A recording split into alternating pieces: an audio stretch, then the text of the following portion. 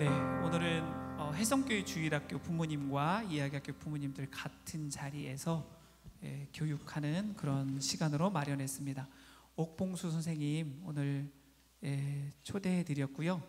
자세한 소개는 아마 하시면서 다 해주시지 않을까 싶습니다. 감사와 환영의 박수로 우리 선생님 맞이하겠습니다.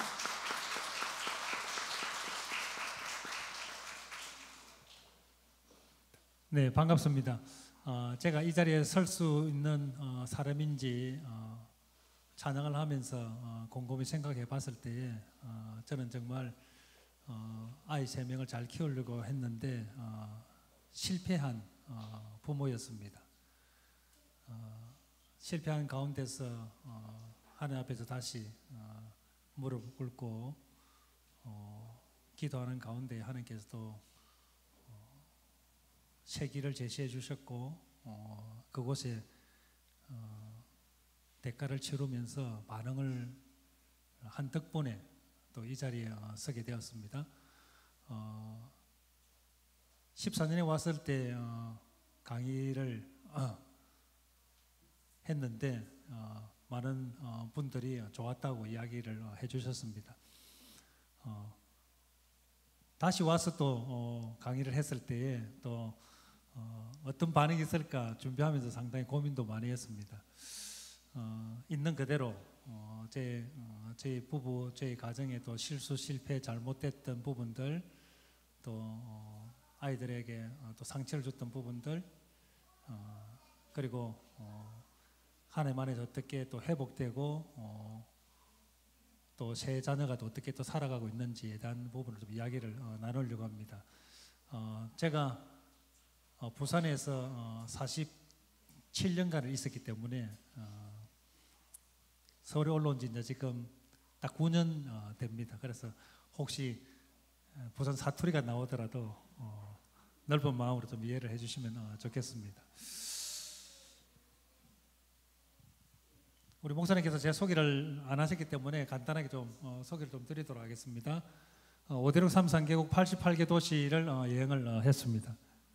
18개월 545일 12,000시간을 길이에서 광야 학교를 다녔습니다. 총 단위 거리는 17만 킬로미터, 지구 3바퀴 반 정도를 돌았습니다. 하나님 만드신 지구별을 여행을 하면서 하나님께서 위로도 해주시고 또 도전도 주시고 또 많은 부분을 또 깨닫게 하시고 무엇보다도 저 자신을 돌아보는 계기가 되었습니다. 아빠로서, 남편으로서, 또 아들로서, 또 앞으로 할아버지로서 어떻게 살아가야 될 것인가 하는 부분을 보게 되고, 하나님 만드신 저의 모습은 어떤 모습일까, 하나님의 형상으로 지었다고 했는데 그 모습을 정확하게 바라볼 수 있는 눈을 주셨습니다. 그래서 제가 가지고 있던 생각, 가치관, 고정관념, 자녀를 바라보는 관점, 한국에서 자녀를 어떻게 교육해야 되는지 이런 다양한 부분들에 대해서 성찰하는 시간을 가졌습니다. 그런 부분들을 이야기를 좀 나누고 싶습니다. 여행을 갔다 와서 저희들 아침마당부터 시작해서 EBS, 얼마 전에는 MBC 스페셜에 저희 가족하고 또 여러 가정이 또 나왔습니다. 100세 시대에 부모가 어떻게 살아가야 될까, 우리 자녀들이 더 행복하고 즐겁게 살기 위해서 부모가 같은 어떤 태도를 살아야 될까 하는 부분하고 지금은 전국을 다니면서 강의도 하고 그 다음에 가정과 교육체험터 순수심리상담센터를 강남 수서역 바로 앞에 상담 사무실을 연 지가 7년이 되었습니다. 그동안에 했던 부분을 한 10여 년 동안의 일들을 3권의 책에다가 담았습니다. 세상의 학교도 여행이 공부다는 여행 떠나기 전에 저희 가정의 모습, 여행을 떠나게 됐던 계기, 그리고 여행 가서 하나님이 만드신 자연을 보면서 또 아이들과의 티격태격 다툰 부분들, 또 부모의 역할들, 이런 부분들. 여행 갔다 오고 나서 우리 아이 3명이 한국에는 맞지 않는 새로운 진로를 열어갔던 부분들을 자녀 독립 프로젝트라는 책에다가 담았습니다. 계속 업그레이드 되고 있는 부분이죠. 그리고 상담센터를 열고 많은 부모님들과 학생들을 상담하면서 또 보고 듣고 느끼고 또 저희 가정에 또 얘들도 또 익명으로 처리해서 아이가 다가오는 부모, 아이가 달아나는 부모 상담 사례들을 쭉 하면서 부모가 어떻게 돼야 되는가 하는 이 세 권에다가 담았습니다. 간단하게 말씀드리면은 바로 관계 소통이 핵심이다 하는 부분입니다. 자녀에게 아무리 좋은 것을 주려고 하더라도 그 마음판을 뚫지 못했던 저희 가정이었습니다. 3명의 아이들의 부모는 사랑이라고 이것저것 요것 다 해주고 했는데도 아이들의 마음판을 뚫지 못했던 거죠. 말을 억지로 물가에까지 끌고는 갈 수 있어도 억지로 먹일 수 없죠.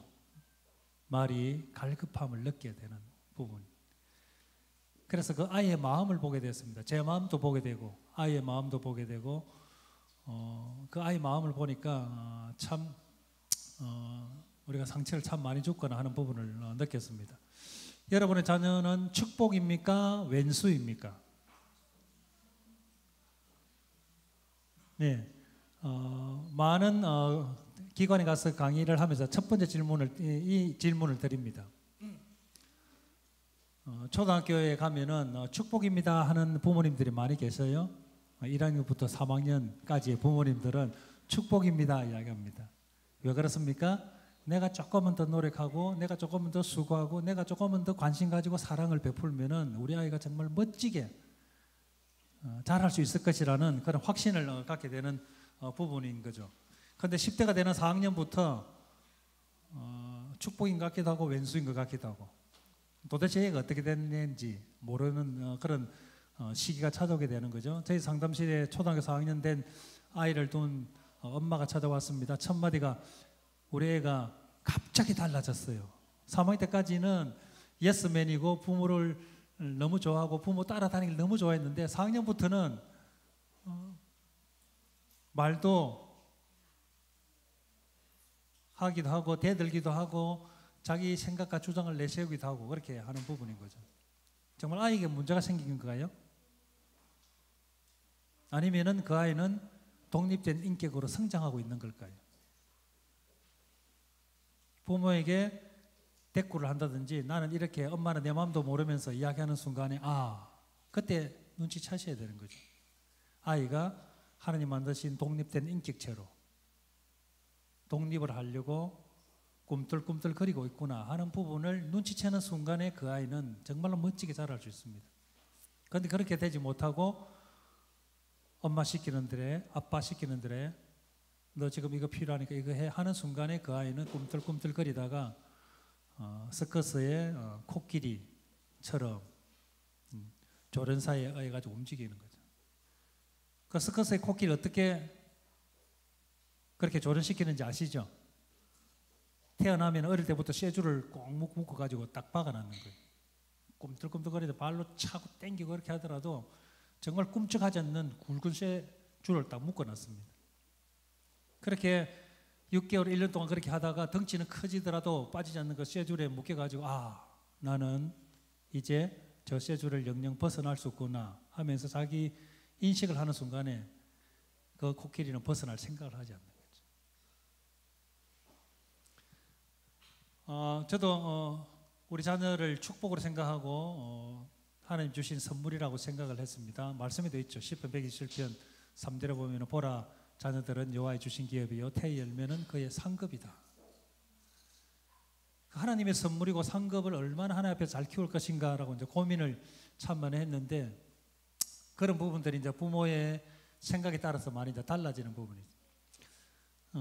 저희 가족 사진을 소개하겠습니다. 중간에 있는 녀석이 고등학교 1학년이었고 중학교 3학년, 중학교 1학년 저희 두 사람은 부부 교사였습니다. 세계여행 가려고 하니까 비자 사진을 갖다 한 사람에 50장씩 찍었거든요. 몇 나라 가게 될지는 모르겠지만은 그렇게 해가지고 동네 사진관에 가니까 사진관 사장님이 공짜로 찍어주신 사진이에요.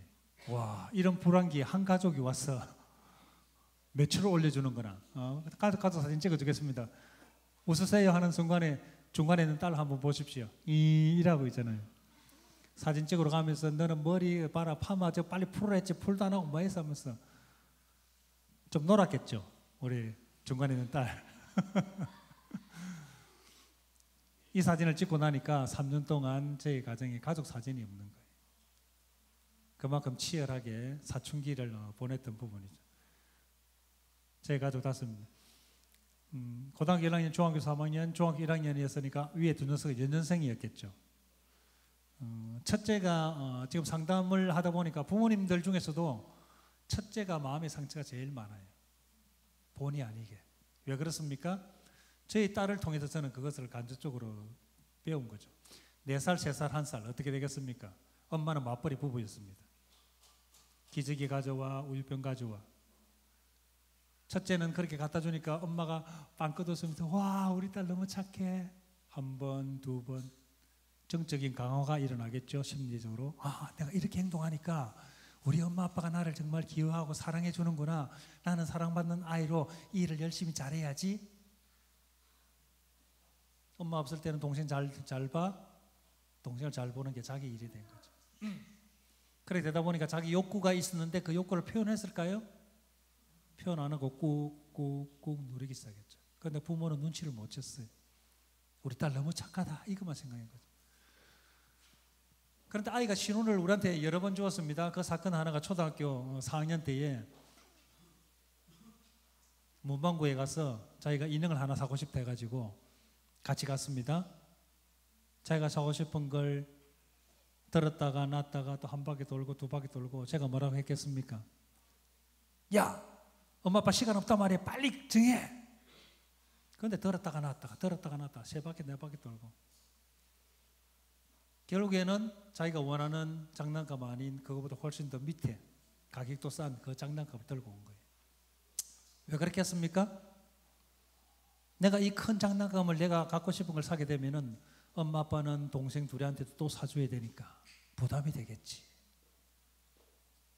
자기 욕구는 있지만은 그 욕구를 꾹꾹 눌려버린 거예요. 그런 신호를 주는데도 부모는 눈치를 못 채는 거죠. 야단만 치는 거예요. 동생을 잘 돌보면은 착한 딸, 착한 아이. 자기 욕구 없이 있다가 사춘기가 되면서 자기 자아를 찾게 되는 거죠. 그러다 보니까 부모는 생활 규칙, 태도, 가정 예배 드릴 때 똑바로 앉아야지. 자세 흩어지면 혼내고 야단치고. 여름방학만 되면은 새벽에 6시에 깨워가지고 이번 여름방학 때는 신약 성경 통독이야. 다 새벽 때 깨워 집합. 특시하면 깨워가지고 또 데리고 다니고. 그렇게 하면 자녀를 잘 키울 줄 알았어요. 그런 가정 가운데서 저는 생활 태도와 그다음 규칙을 엄청나게 강조한 그런 규범적인 부모였습니다. 제 아내는 그런 부분에서는 여유로워요. 그런데 딱 하나에 걸리죠. 성적. 첫째 딸이 중학교 들어가서 성적 변화를 받아왔습니다. 320명 중에서 235등. 내 딸이 공부를 못하다니 엄마 뚜껑이 열렸어. 그때서부터 공부로 몰아치기 시작하고 저는 태도와 규칙으로도 몰아붙이기 시작하고 아이가 숨을 쉴 수가 없는 거예요. 그렇게 해가지고 중학교 2학년 때 첫 번째 가출을 했습니다. 여기서 첫 번째라는 말의 의미를 아시겠습니까? 네, 그 뒤에도 계속 가출하는 거예요. 그 아이의 마음을 읽지 못하니까 겉으로 드러난 태도만 보니까 혼내고 야단친 거죠. 근데 상담을 하면서 지금 보니까 우리 딸이 그때 가출한 거, 딸 너무 잘했어. 가출한 아이들의 특징이 있습니다. 그 마음에 신념이 있어야 가출합니다. 첫 번째 뭐죠? 부모를 믿으니까. 내가 가출하면 부모가 나를 찾아올 거야. 이런 신념이 없이는 가출 안 합니다, 아이들. 두 번째, 자기가 이 상태에서는 질식할 것 같으니까 살아보려고. 에너지가 있는 아이들은 가출합니다. 에너지 없는 아이들은 어떻게 할까요? 꾹꾹 눌리고 있으면서 언둔 쪽으로 들어가는 거예요. 저희 딸이 그때 가출한 것에 대해서 저는 너무 감사하게 생각합니다. 너무 고맙다. 너가 살아보려고 그랬구나. 부모를 믿었기 때문에 가출했구나. 그런 가정 가운데서 저희들이 이제 여행을 이제 떠나게 된 거다. 5명의 가족이 동시에 학교를 그만두게 됐습니다. 주변에서는 무슨 이야기를 제일 많이 들었겠습니까? 예, 미쳤냐 하는 이야기를 제일 많이 들었습니다. 한창 공부시켜가지고 좋은 대학 보내고 아이들이 안정적인 직업을 갖게 해야 될 그 나이에 학교를 그만두다니 미쳤냐 하는 이야기를 제일 많이 들었습니다. 그런 가운데서 이제 여행을 떠나게 되었습니다. 여행을 하면서도 제일 많이 한 것이 아이들과 참 많이 싸웠습니다. 서로 관점이 다르니까, 생각이 다르니까, 기준이 다르니까. 저는 항상 정리정돈을 해야 되는 타입이고 계획을 세워야 되고 미리 앞서서 완벽주의 성향으로 준비를 해야 되는 기질인 거예요. 제가 MBTI로 하면 ISTJ이고 애니어그램으로 하면 5번 사색가예요. 항상 정리정돈, 계획, 목표, 방향이 있어야 제 발이 움직이는 타입이에요. 제 안에는 저와 정반대 ENFP, 뭐 즉흥적이고 야 여기 가다 이거 좋네, 어떡해, 이거 괜찮네. 저는 그때 뚜껑 열리는 거죠. 제 아이 3명은 다행히 저를 많이 안 닮고 엄마를 많이 닮았어요. 지금 생각하기에 너무 감사해요. 그게 저 아이들도 기질이 3명이 다 다르거든요. 그것을 어릴 때는 몰랐어요. 여행을 하면서 1년 반 동안 쫙 관찰해 보니까 전승은 사람을 너무 좋아하는 거, 전승은 계획을 세울 거 없구나, 이런 부분을 쫙 파악하고 나니까 하나님이 이 아이를 만들 때 어떻게 만들었는가를 파악하고 나니까 그 아이가 이해가 되기 시작하는 거예요. 그래서 관계 소통이 서서히 이루어지면서 제 생각을 내려놓고 아이를 바라보는 부분 가운데서 이제 그 부분이 이제 소통이 이제 이루어지게 됐던 부분이죠. 아이 교육 이야기할 때에 아이에게 집중을 하게 되면은 10중 8구 실패합니다. 누구에게 집중해야 될까요? 아빠인 나에게 집중해야 돼요. 엄마인 나에게 먼저 집중을 해야 돼요. 자기 자신을 먼저 볼 수 있으면은 내가 아이한테 항상 무엇을 강조하고 있는가, 무엇을 주장하고 있고, 무엇을 지시하고 있고, 무엇을 명령하고 있고, 무엇을 지켜야 내 마음에 만족이 되는가를 느껴야 돼요. 엄마는 어떤 부분이 되고, 그 부분을 인식하는 순간에 아이를 어떻게 교육해야 될 건가 하는 부분이 나타나는 거죠. 그래서 핵심은 바로 부부가 행복해야 되는 거죠. 여러분 자녀들이 행복한 삶을 살기 원하시죠? 그죠? 예, 그러면은 엄마 아빠가 먼저 행복해야 돼요. 여행을 하면서 깨달은 게 딱 그거예요. 아이에게 집중하는 순간에, 엄마가 아이 성적에 집중하는 순간에 제가 마음이 불편해지는 거예요. 저는 예배를 드려야 되고 성경 통독을 해야 되는데 엄마는 그냥 뭐 빠져도 되고 뭐 예배 시간에 좀 늦게 가도 되고 이런 부분이 있을 때 저는 마음이 불편한 거예요. 서로 두 사람이 다른 거예요. 그러다 보니 엄마 아빠가 티격태격 싸우는 게 되는 거죠. 그러다 보면 아이들은 어떻게 될까요? 가족은 모빌이거든, 모빌. 맨 위에 꼭대기에 달려있는 모빌이 바로 엄마 아빠예요. 엄마 아빠가 흔들리면 어떻게 됩니까? 밑에 있는 아이들, 그건 요동을 치는 거죠. 여행을 하면서 엄마 아빠가 하하호호 깔깔 놀기 시작했습니다. 그러니까 아이들 눈빛이 달라지더라고요. 여행 떠날 때는 눈에 힘이 들어가지고 한번 걸리면 걸려봐라, 뭐 엄마든지 아빠든지 막 받는다, 이런 딱 눈빛이 딱 그런 거예요. 그런데 엄마 아빠가 관계가 좋아지기 시작하니까 아이들 눈빛이 싹 달라지는 거예요. 그때서부터 가족의 소통이 이제 이루어지는 거죠. 그런 부분들을 보게 될 때 부모 역할의 변화를 저희들은 감지를 해야 되는데 감지를 못했습니다. 첫 번째, 아이가 태어나면 의행하면은 2살 때까지는 양육자가 돼야 되는 거죠. 의행하면은 가서 젖먹여주고, 의행하면은 기저귀 갈아줘야 되고, 그때를 심리적인 단계로 할 때에 아이가 신이 되는 단계예요. 신이 되는 단계. 자기가 절대자가 되어 본 아이들 같은 경우에는 성인이 되더라도 거기에 빠지지 않습니다. 성인이 돼서 이게 충족되지 않으면 어떻게 될까요? 자기가 절대자에게 의해서 약물을 복용하게 되죠. 도박에 빠지게 되고 중독에 빠지게 되는 게 바로 게임 중독에 빠지는 게 어릴 때에 절대자의 신의 역할을 갖다가 자기가 해보지 못했기 때문에 자기 응하면 뭐가 탁 들어오는 거. 오, 내가 반응하니까 뭔가 들어오는구나. 내가 좀 불편해. 오, 다 기재 다 갈아주고. 내가 뭐 하니까 바로 즉각 나오는 거. 자기가 세상을 만든다고 생각하는 거. 그래서 혹시 여러분들 중에서 아이를 2돌이나 3돌 전까지 뭐 할아버지나 할머니나 안 그러면 다른 부분에 손을 갖다가 많이 맡긴 아이의 경우에는 조금 더 유심 있게 보셔야 돼요. 너무 빠른 분리가 왔기 때문에 분리 불안증이 있을 수가 있거든요. 양육자가 되고 나면은, 그 다음에 훈육자가 되면은 3살 때부터는 뗐지, 이건 안 돼, 이렇게 가르치죠. 그죠? 이 훈육자의 역할을 저희들은 여행 떠나기 전까지 했습니다. 그런데 훈육자의 역할은 몇 살 때까지 해야 될까요? 초등학교 1학년 때까지, 한 8살 때까지.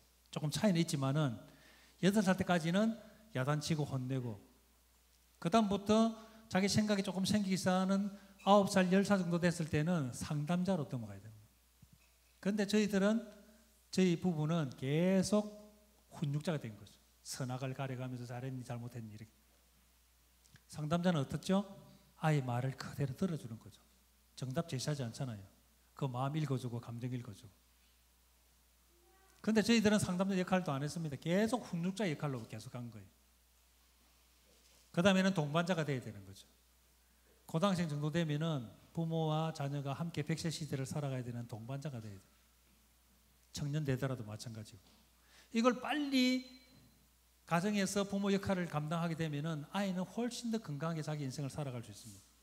그럼 부모가 만약에 60살, 70살 되었습니다. 다시 어디로 돌아갈까요? 다시 양육자로 갑니다. 누가 우리를 양육하죠?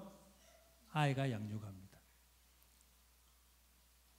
사람은 먹은 대로 쌉니다. 70살 돼가지고 제가 병원에 가가지고 뭐 이렇게 뭐 한다 그러면 누굴 부른가? 자녀를 제일 먼저 부르잖아요. 그죠?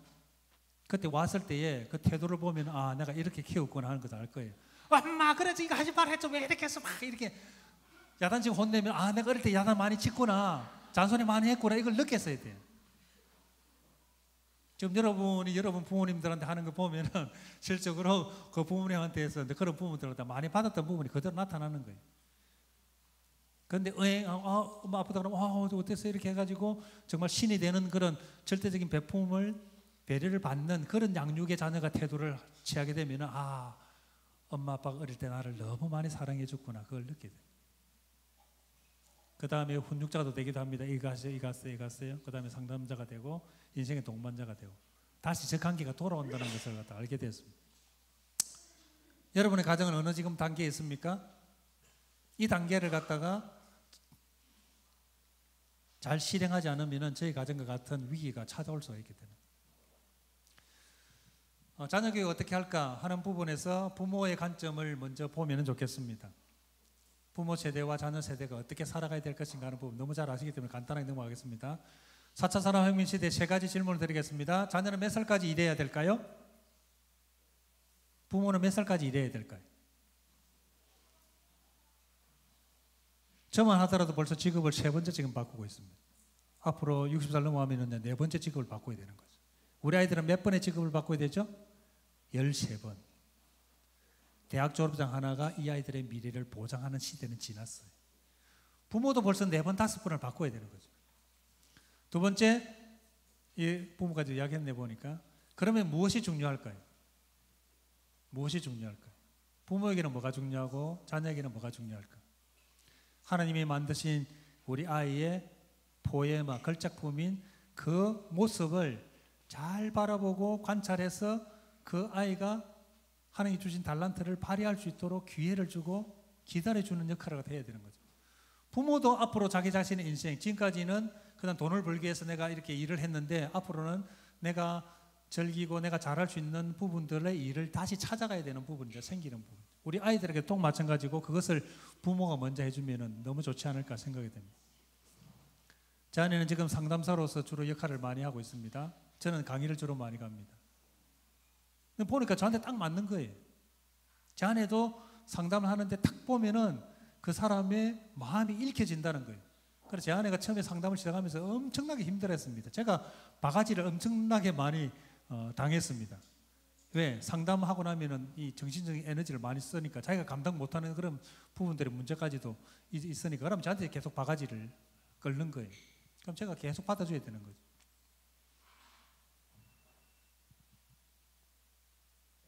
우리 자녀들을 보면서 엘빈 토플러는 이런 교훈을 하고 있습니다. 한번 읽어보겠습니다. 빨간 글씨 시작.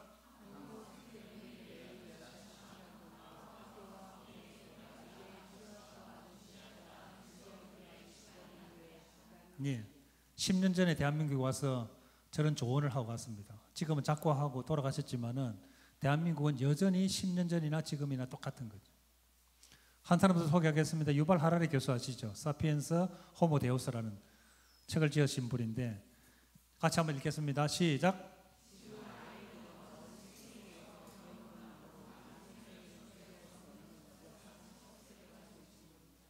예, 무슨 말이죠? 부모가 가르치려고 하지 말라는 거죠. 요즘 궁금하면 어디서 물어봅니까? 네이버, 구글, 요즘 애들도 벌써 다 알거든요. 교과서가 어떻게 만들어지겠습니까? 단편적인 지식은 7년, 8년마다 한 번씩 교과 과정이 바뀌거든요. 그런데 세계의 정보는 2년에 1년마다 한 번씩 배가 되는데 아이가 초등학교 졸업하면 벌써 지식이 배가 돼가지고 그 지식은 낡은 지식이 돼요. 중학교, 고등학교 졸업하면 또 낡은 지식이 돼요. 대학 졸업하면 또 낡은 지식이 되어버립니다. 그게 교과서가 가지고 있는 한계예요. 텍스트가 가지고 있는 한계죠. 경험하고 체험하고 이런 부분들을 통해서 아이들이 훨씬 더 많이 배울 수 있고 부모의 사고를 뛰어넘는 그런 부분을 발휘하고 싶은데 발휘할 기회를 주지 않으니까. 얼마 전에 중학교 3학년 아이가 상담을 왔습니다. 선생님, 저희 집에는 인공지능이 2대나 있습니다. 와, 얼마 전 구입했니?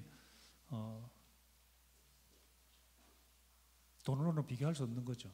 그 인공지능이 무엇을 하고 또 좀 설명해 주겠니? 그러니까 수능에 특화된 인공지능 저 동생 대한민국 수능 시험에 특화되어 있는 인공지능이라는 거 자기 계속 그것만 훈련시키네 연습시키니까 저는 수능에 특화된 인공지능입니다 이렇게 이야기하는 거예요. 저는 우리 자녀에게 잘 해준 게 많이 있지만 그 중에 가장 잘해준 게 대한민국에서 수능 시험을 치지 않도록 해준 게 저는 너무 잘했다고 생각합니다. 아이의 사고가 팍 열리는 고등학교 시절 두뇌가 팍 열릴 때에 꽉 쪼그라드는 거예요. 이렇게 3년 동안 사고력 창의를 꽉 잡아놓는 거예요. 발휘 못하게. 거기다가 저희 아이들은 여행을 갔잖아요. 경험을 했잖아요. 거기를 되니까 그 부분이 이제 폭발적으로 이제 일어났던 부분이죠. 어른이나 스승에게서 배운 것으로 살아갈 수 없는 시대가 된 거예요. 그러니까 아이들을 가르치려고 하지 마라. 쉽게 이야기하면 그 말입니다. 시대를 읽는 5만 명, 한 해에 5만 명이 그냥 스스로 자발적으로 문을 나옵니다. 남들이 다 가고 싶어하는 곳이죠. 고등학교 3학년 되면은 이 관문을 들어가려고 코피 터지게 공부하죠. 어디서 나오는 거죠? 대학 자퇴생이 5만 명이에요, 한 해. 6학년, 9학년 학생들이 많이 있습니다. 국제학교 아닙니다. 예, 대학교. 4년 만에 졸업하는 대학교를 휴학하고 또 고민하고 이런다고 해서 또 취업 안 되니까 또 계속 딜레이 해가지고 9학년까지도 있다는 거예요. 국금사고 공시조건 아시죠? 삼성 고시맨 이래가지고 7, 80만 명이 시험 취소를 한번 칠 때마다 국어 공무원을 꿈꾸고 공무원 시험을 준비하는 청년들이 많다는 거 다 아시죠? 안정적이니까 정년이 보장되고 그 청년들이 가진 생각일까요 이게? 누가 집어넣어 준 겁니까? 너는 안정적인 직업을 가져야 돼? 잘리지 않는 그런 직업을 구해야 돼? 누가 넣어준 거죠? 엄마 아빠가 넣어준 거죠. 엄마 아빠가. 취준생은 많이 들어봤죠. 퇴준생은 아시죠? 퇴직을 준비하는 사람들, 퇴준생. 남들이 그렇게 들어가고자 하는 대기업에 들어갔는데 1년 반 만에 47%가 그만두고 나온다는 거예요. 자기 적성이 안 맞다는 거예요. 학원가의 강사 소개나 팜플릿이나 그런 플랜카드를 보면 이런 부분들이 있습니다. 우리 학원의 강사 선생님들은 다 서울대 출신들입니다. 하면서 그거 자랑하고 있죠. 그런데 그걸 갖다 뒤집어 생각할 수 있어야 됩니다. 뭐죠? 서울대 졸업해도 학원 강사밖에 안 되네. 이걸 볼 줄 알아야 됩니다. 이제 서울대 졸업해도 학원 강사 자리도 힘든 경우가 많이 있어요. 거꾸로 생각하면 그렇습니다. 어느 제약회사의 지망생 스카이가 저 인사 면접관에게 맨 마지막에 이런 이야기했습니다. 저를 뽑아만 주시면 뼈를 묻겠습니다. 스카이 출신들도 취업하기 힘들다는 거예요. 그리고 요즘 아이들도 어떤 관점을 가지고 있습니까? 욜로족이죠. 부모가 아무리 좋은 직업이다 직장이다 하더라도 자기 자신의 삶의 행복과 기쁨과 만족을 누리지 못하면은 그 부분을 미련 없이 버린다는 거예요. 욜로족에다 하나 더 넘어가가지고 이제 혈로족, 혼자 욜로하는 아이들까지도 청년들이 좀 생기기 시작해요. 여러분 자녀들의 10년 선배들이 지금 그렇게 하고 있는 거예요. 대한민국에. 돈과 안정을 추구하는 부모 세대와 달리 요즘 아이들은 어떻죠? 워라밸, 일로 통해 가지고 돈을 버는데 내 인생을 낭비하지 않겠다는 거죠. 요즘 아이들의 생각이에요. 그 아이들이 기쁘고 즐겁고 재미있게 할 수 있는 하나님께 주신 재능을 발휘하면서 자기 삶을 영위하고 가정을 꾸려 나갈 수 있는 분위기를 아이들은 원하는 거예요. 그런데 부모와 사회가 지금 그걸 갖다가 막고 있는 부분들이, 뭐 더 많은 부분들이 있겠지만은 여기서 남들이 들어가고자 하는 대학 들어가는 것도 힘들죠. 그런데 취업하는 것도 힘든지 아시죠? 취업 구독 세트 아십니까? 예. 중고등학교 부모님들 조금 보시면은 내가 이야기학교 잘 보냈구나 이런 안도감 누리지 않겠나. 삼성세 때는 서울에 있는 20위권 안에 있는 스카이, 서성한, 중경외시, 국성재단 뭐 이 정도 대학은 들어가야 되고, 그다음 학점도 4.5 만점 4점 이상, 영어 공인 성적. 2010년 내에 이 세 가지만 있으면은 취업을 잘 할 수 있었습니다. 취업 구독세트 누가 만들어내신지 아시죠? 누가 만들어냈습니까? 제 상담실 바로 옆 동네에 있는 대치동에 있는 부모들. 예. 거기 있는 상담 부모님도 오시고 아이도 옵니다. 그런데 거기서 상담하는 오는 아이들이 대부분 다 자존감이 낮아요. 두 가지 이유 때문에 그렇습니다. 부족한 게 하나도 없어요. 다 기업에 오너든지 안 그러면은 교수든지 뭐 한의사든지 의사든지 이렇게 다 가진 것 부족한 게 없어요. 그런데 자존감이 낮아요. 왜 그렇습니까? 그 부모가 다 스카이 출신들이에요. 아이가 아무리 거백을 뛰어넘어도 못 뛰어넘는 거예요. 두 번째, 일가 친척들 만나면 어떻습니까? 그 가정 보니까 의사, 뭐 변호사 이 줄줄이 있거든요. 그 아이들 자존감이 너무 낮아요. 그래서 한 학생이 그렇게 이야기했습니다. 선생님, 우리는 어디에서 노는지 아십니까? 고등학교 1학년 학생이 이야기했습니다. 선생님, 우리는 어디에서 노는지 아십니까? 노래방, PC방 이리 가니? 아니요, 우리는 한강 고수부지에서 놉니다. 와, 그렇게 건전하게 노나 너희들. 와, 멋있다. 선생님, 그게 아니고요, 부모님 다 주무시고 나면 학원 갔다 11시 반에 와가지고 씻고 공부하다가 부모님 새벽 1시에 주무시면은 새벽 2시에 카톡 다다닥 해가지고 3시 어디에 고수부지 집합 택시 타고 탁 나간다는 거예요. 그래가지고 한잔 하면서 새벽 4시 반 되면 택시 타고 탁 들어온다. 부모님 일어나기 전에. 가슴이 무너진 아이들이죠. 부족한 게 없는데 너무나 힘든 아이들. 그런 지역에 사는 사람들이 이렇게 경쟁을 계속 부추기는 거예요. 2010년에 자기들이 만들었거든요. 그런데 몇 년 지나고 나니까 다른 사람들이 많이 따라오거든요. 안 되겠다. 5등 세트 만들어야 되겠네. 자격증도 열풍이 오고 어학연수 또 뭐 미국, 캐나다, 뭐 호주, 뭐 유럽으로 해가지고 1년 이상 막 갔다 오고 뭐 이렇게 해도 또 따라오네. 어쭈. 그래 기업 공모전 또 인턴 과정 1년 이상 동안 학교 안 다니고 막 저기 돈 쏟아부어가지고 연구해가지고 막 이렇게 해도 또 따라오네. 자원봉사, 국내에서 하는 자원봉사는 안 치죠. 아프리카 가서 동물 보호한다든지 뭐 호주 가가지고 뭐 이렇게 자연보호 활동을 1년 정도는 해야 된다는 거예요. 그들은 1년에 자기 자녀 사교육비를 위해 가지고 1억을 쓰더라도 경제에 전혀 영향을 받지 않는 가정들이 엄청나게 많이 있다는 거예요. 그런 가정들 따라갈 수가 없어요. 그런데 그 소용돌이 속에 들어가려고 하는 중산층의 부모들은 홀라당 틀리는 거예요. 그냥. 맨 마지막 뭐겠습니까? 성형수술까지 등장. 앞으로 이제 뭐가 나올지는 모르겠지만은 상위 0.1%에 있는 사람들이 계속 경쟁 구도를 만들어가는 거예요. 그 경쟁 구도를 바라보면은 그 답이 딱 보이는 거예요. 자기들의 기득권을 유지하기 위해 가지고 자기들이 99%를 가져가고 1%만 탁 던져주면서 1%를 가지고 나머지 99%가 이 경쟁을 해야 되는 거예요. 그렇게 경쟁 구조를 만드는 거예요. 그걸 바라보면은 너희들끼리 놀아. 우리는 이렇게 놀 거야. 하면서 거기에서 빠져나오는 순간에 그 소용돌이는 사라져 버립니다. 없어져 버려요. 그곳에 계속 따라가는 부분들이 있기 때문에 힘들어지는 거죠. 그래서 교육을 바라봐야 됩니다. 첫 번째는 학벌이 중요한지 실력이 중요한지. 10년 뒤에 우리 아이들, 15년 뒤에 우리 아이들 사회 나갔을 때 학벌이 중요할까요? 실력이 중요할까요? 예. 하나님 주신 재능과 능력, 기질을 딱 보고 그 아이가 삶의 경험을 통해서 아, 이런 부분들을 하면 좋겠다라고 시작할 수 있는 실력을 길러줘야 되는 거예요. 속도와 방향. 좋은 대학 보내기 위해 가지고 속도를 내는 순간에 경쟁을 통해서 모든 아이들이 거의 상처 입은 폐단병이 되는 거예요.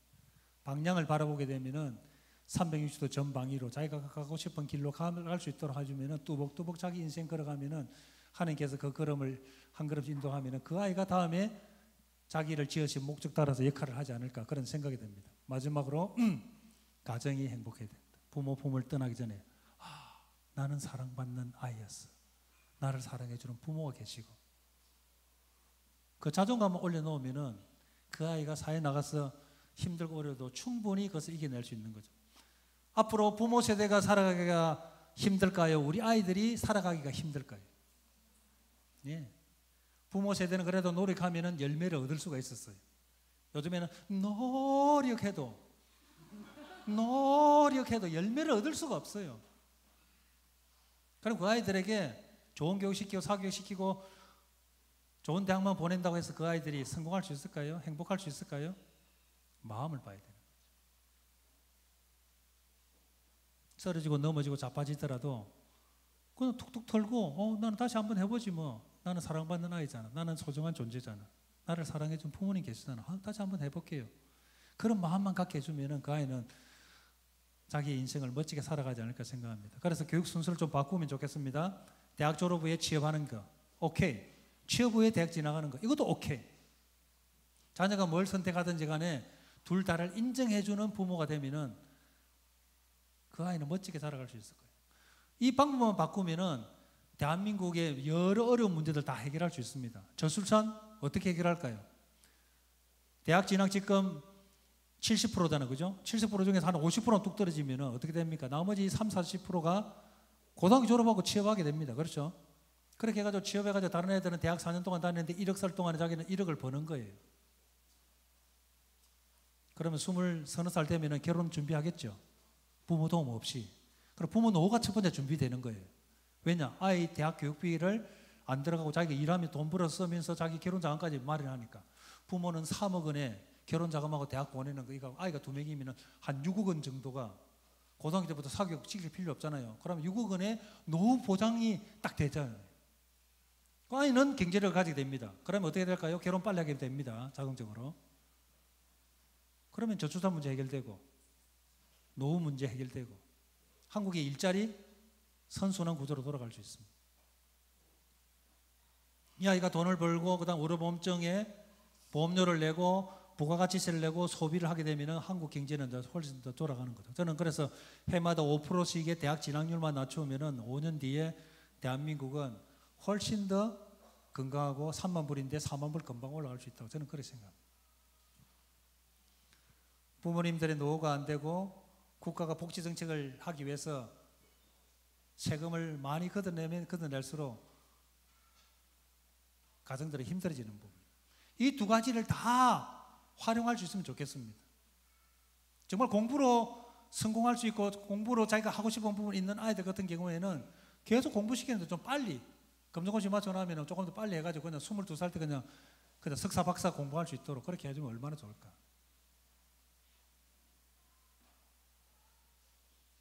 우리 박사 받으려면 뭐 기본이 30살 넘어가야 되죠. 남자는 또 군에 갔다 해야 돼. 세계적인 글로벌 경쟁에서도 뒤처지는 거예요. 그러면 행복한 자녀 교육 어떻게 해야 될까? 결과를 넘어서 존재 자체, 여러분 품에 온 이 아이를 하나님께서 보내신 이 아이를 존재 자체로서 소중하고 사랑하게 여길 수 있는 마음, 그리고 관계 소통을 통해서 독립된 인격체로 보느냐에 따라 달라지는 거예요. 그러기 위해서는 여러분 자녀들을 딱 한 가지만 하시면 됩니다. 관찰을 하십시오. 저도 처음에는 상담사가 되면서 여러 심리 검사를 갖다 자격증을 가정을 하고 자격증을 땄습니다. 그런데 이 심리 검사 가지고 그 아이가 해석이 안 되는 거예요. 제가 엄청 난감했습니다. 왜 이렇지? 그때의 머리를 딱 스쳐 지나가는 부분이 있었습니다. 아, 이 아이가 살아온 삶의 궤적을 내가 모르는구나. 이 아이가 살아왔던 17년간의 삶의 추억을 내가 모르는구나. 심리검사 하나로 해석되는 아이들이 아닌 거예요. 하나님께서 우리 아이들을 만들 때 그냥 MBTI, 애니그램, 다중지능 검사, 유엔아 학습 유형 검사 이런 검사를 해가지고 이 아이의 부분이 이해가 되면은 그 아이는 사람의 모습이 아니라고 생각합니다. 그 아이가 십몇 년 동안에 살아왔던 삶의 궤적, 삶의 추억이 뭔지 우리 부모님 머릿속에 다 있습니다. 아이 태어나자마자 양육일지 적으셨죠? 양육일지. 1년 적다가 그만뒀습니까? 6개월 적다가 그만뒀습니까? 먹고 살기 바빠가지고. 저희 가정도 마찬가지예요. 아, 우리 아이 너무 오늘 뒤집기를 했네. 너무 쫙 이렇습니다. 그런데 애가 기어다니기 시작하면서부터 정신없죠. 그러면 그때 안 적습니다. 부모님 머릿속에 아이의 기질과 재능과 적성이 다 있습니다. 녹아내려져 있습니다. 그런데 우리나라 속담이 잘 이야기해 줍니다. 구슬이 서말이라도 깨어야 보배인데 꿰지를 못하는 거예요. 그 이후의 경험이나 관찰 기록이 없기 때문에 저는 아이의 행복 진로는 하나님께서 우리에게 주신 이 두 눈으로 딱 관찰만 하면은 그 아이의 기질과 재능과 적성이 보인다는 거예요. 그러고 나서 조금 더 구체적으로 알고 싶으면은 심리 검사를 곁들여서 하시는 게 좋아요. 뭐 이렇게 이야기하면 제가 좀 굶어 죽겠지만 상담받으러 오실 필요 없다는 거예요. 저희 아이들의 예를 통해서 여러분 자녀들을 보십시오. 저희 딸입니다. 한국에 여행 다니기 전에 한국에서는 바보 멍청이였어요. 성적표 받아오면 항상 중하위권 성적. 그래 열심히 공부시켰는데. 그런데 여행 가서 6개월 만에 이야기했습니다. 엄마, 아빠, 나 시험 공포증이 있었어요. 엄마가 방에 가둬놓고 한 달 전부터 책 가져와 시험 보면 어디야? 다 고쳤거든요. 그러면 그때 긴장해가지고 하면은 잘 맞췄어요. 그런데 시험만 치면은 긴장을 해가지고 OMR 카드 한 가지 미루 쓰고 답안지 바꿔줘서 한 번, 두 번 하다 보니까 시간 없네, 부족하지, 뭐 이래야 되니까 시험 공포증이 있었다는 거예요. 그걸 보지 못한 거예요. 그런데 여행 가니까 문제가 생기면은 문제가 생기면 우리 어떻게 해결하지 하는데 이 녀석을 가가지고 프론트에 가가지고 외국인하고도 이야기 쌀쌀 해가지고 문제 해결해가지고 오는 거예요. 이 아이는 무슨 지능이 뛰어나죠? 대인관계 지능. 저희 딸은 엉덩이가 무겁지 않습니다. 가벼도 너무 가벼워요. 시험 기간에도 친구한테 전화하면 알아서 전화 끝나마자 현관문 열고 뛰쳐나와가지고 친구들하고 막 놀러 다니다가 영화 보러 가야 되고 이렇게 해야 자기 에너지가 삶의 존재 의미가 나타나는데 그냥 공부시키다가 방에 가둬놓고 막 이러니까 야 죽을 맛이겠다. 그러니까 가출하는 거예요. 가는 곳곳마다 한국인 대학생 선배 배낭여행 온 청년들 뿐만 아니라 현지인들 갖다 너무나 잘 살고 5분 안에 친구로 사귀는 거예요. 이런 아이를 앉혀가지고 공부시키라면 이 아이는 죽을 맛이죠. 이 아이들 공부가 안 되는 거예요. 그런데 자기가 하고 싶은 부분이 있으면 잘할 수 있겠죠. 인도 타지마할 갔을 때 찍은 사진입니다. 옆에 있는 인도 군인 휴가 나와가지고 관광지에 와가지고 저희 딸을 보다 보면 와 very beautiful 나와 사진 하나 찍읍시다. No problem 찰칵. 여자아이기 때문에 좀 조심시키지만 이 아이는 엄마 뱃속에서부터 본능적으로 사랑과의 관계성을 하는 데에 너무 편하게 잘하는 거예요. 이 아이는 어떤 일을 하면 잘할까요? 나중에 한 번 더 보여드리겠습니다. 저희 둘째 첫째가 저렇게 지랄 발광을 하고 있으니까 연년생인 둘째가 중학교 딱 들어가는 학교에 딱 가가지고 배치고사 치는데 2등을 했지 않습니까? 평균 95점 받아가지고 첫째는 좀 포기하고 둘째는 내가 더 열심히 시켜가지고 뭔가 좀 치과서 만들어야 되겠다 이렇게 생각하고 막 계속 밀어붙이는 거예요. 제가 중학교 3학년 때 질문했습니다. 아들 너 다음에 커서 뭐 되고 싶니? 아빠 잘 모르겠어요. 그러면 시간을 줄 테니까 한번 좀 생각해봐. 이렇게 한 일주일 지나면 제가 다시 질문했습니다. 야 너 다음에 커서 뭐 되고 싶니? 아빠 좀 도와줄게. 아빠 공부하기도 힘들어 죽겠는데 그렇게 어려운 질문하지 마세요. 나도 내가 뭘 하고 싶은지 모르겠단 말이야. 짜증을 팍 내는 거예요. 여러분 중에서 여러분 말 잘 듣는 범생이 아이들이 있습니까? 공부도 좀 잘하고 똑똑한 아이. 범생이들은 자기 주장이 없어요. 왜냐하면 엄마가 시키는 대로 아빠가 시키는 대로 잘해왔던 아이들이니까. 그런 아이들한테는 기다려줘야 되는데 너 생각 안 해봐서 뭐 했어? 너 생각 기억해봐. 이렇게 다구치는 순간 이 아이들은 얼어붙는 거예요. 그랬던 아이가 미국 담당이었습니다. 그렇게 해가지고 미국 LA에 가가지고 헐리우드로 가려고 저희들이 LA 공항에서 차를 렌트해가지고 한 대 해가지고 이 차를 가지고 저는 완벽적 성장을 했잖아요. 그죠? 미국에서 제가 차를 운전하다니 낯선 곳을 얼마나 긴장했겠습니까? 미국 담당이 우리 둘째가 있으니까 둘째야 LA로 가는데 어떻게 가면 돼? 아빠 잠시만 기다려요. 지도를 딱 보더만 아빠 여기 가서 300m 가다 왼쪽으로 가시고 500m 가다 오른쪽으로 가시고 700m 가다 유턴하시면 그것도 인터체인지가 나와요. 그리고 올리시고 쪼로록 가다 10km 가다가 헐리우드 표지판에 그걸 빠지고 이래가지고 이건 헐리우드 입구입니다. 우와, 너 인간 내비게이션이니까 팁 하나 더 드리겠습니다. 헐리우드 입구 보면은 중국인이 경영하는 모텔이 있는데 거기에 패밀리 룸이 95불 끝. 정보 분석 끝. 이 아이는 논리 수학 지능이 뛰어난 거예요. 공간 지각 능력이 뛰어난 거예요. 영국에서 차를 렌트해가지고 저희들이 유럽을 여행 다녔습니다. 제가 영국 차를 보고 얼마나 당황했겠습니까? 운전석이 반대, 도로는 반대, 표지판은 친절하게 다 영어로 되어 있더라고요. 유럽 담당 우리 막내는 잔머리 운전 잘 굴리거든요. 여행 떠나기 전에 야 너희들 가이드 해 하면서 대륙을 딱 보여줬는데 지도책을 펴고 자기들이 공부하고 고민하고 하더만 야 이때 정하다니까 우리 막내 지봉 형 누나 손대지 마 나 유럽이야. 와, 이 녀석이 세계 여행 간다는 게 유럽의 매력에 흠뻑 빠졌구나. 기대를 가지고 질문했습니다. 너 왜 유럽 택했니? 면적이 제일 작잖아요. 이런 잔머리를 굴리는 우리 막내 때문에 유럽 가가지고 얼마나 고생했는지. 그러니까 무조건 가잖아. 무조건 가 그냥. 길 따라 쭉 가면 되는데 무슨 걱정하고 있냐고. 그러니까 우리 둘째 같은 경우에는 저희들 그러니까 한국 차로 하면 액센트 정도 되는 차를 갖다 렌트해가 5명이 다니면서 배낭에다 그 다음에 월마트나 이런 데 가가지고 한 달치 부식 사가지고 감자 한 자루, 양파 한 자루 사가지고 캠핑장을 주로 많이 다녔거든요. 그러다 보니까 텐트 치고 나서 그 다음에 텐트 다 접어가지고 트렁크에 넣으면은 실질적으로 트렁크 문이 잘 안 닫히는 거예요. 둘째가 딱 보더니 아빠 그 공간을 보셔야 돼. 짐 다 꺼냈어요. 왜? 제가 안 보고 가겠습니다. 큰 짐 넣고 작은 짐 딱 해가지고 딱 빈 공간 넣고 트렁크 문 탁 닫히는 거예요. 와, 내 공간 지각 능력이 뛰어나. 저에게도 이런 재능이 있네요. 하면서 자기 자신을 알아가기 시작하는 거예요. 범생에는 뭘 많이 해야 되죠? 경험, 체험 많이 해야 됩니다. 이야기학교 다닌다면 참 잘하셨습니다. 이런 아이들 같은 경우에는 경험과 체험을 통해서 자기의 자산이 되는 거예요. 저희 막내는 잔머리 잘 굴린다 그랬죠. 예. 유럽에 딱 차를 렌트해가지고 딱 가자마자 엄마가 보조 좌석에 앉아 있었는데 엄마 자리 비키세요. 제가 유럽 담당이잖아요. 옆자리 비켜주세요 하면 딱 옆자리에 앉더라고요. 톨게이트 간다고 폼 딱 지으면서 딱 이렇게 해도 유로 100유로 딱 하면 톨게이트 비용을 내가 유럽 담당이니까 그들은 피우는 녀석이. 그런데 이 녀석이 여행을 다니면서 얼마나 짠돌이 되는지. 인도, 네팔, 남미 가면은 뭐 우리도 훨씬 못 사잖아요. 500원, 100원, 200원 남으면 우리 그냥 주고 오잖아요, 그죠? 근데 꼬치꼬치 따져가지고 딱 100원, 500원 받아오는 거예요. 와, 너무 무한한 거죠. 근데 게스트하우스에 갑니다. 그러면은 더블베드, 트윈베드 가지고 4명밖에 잘 수 없잖아요. 5명인데 1명이 받아줘야 되잖아요. 그러면 카운터 가서 쌀쌀쌀 이래가지고 3불 딱 주고 스페어 베드 딱 가져오는 거예요. 그러다 보면 엄마 아빠는 트윈베드예요.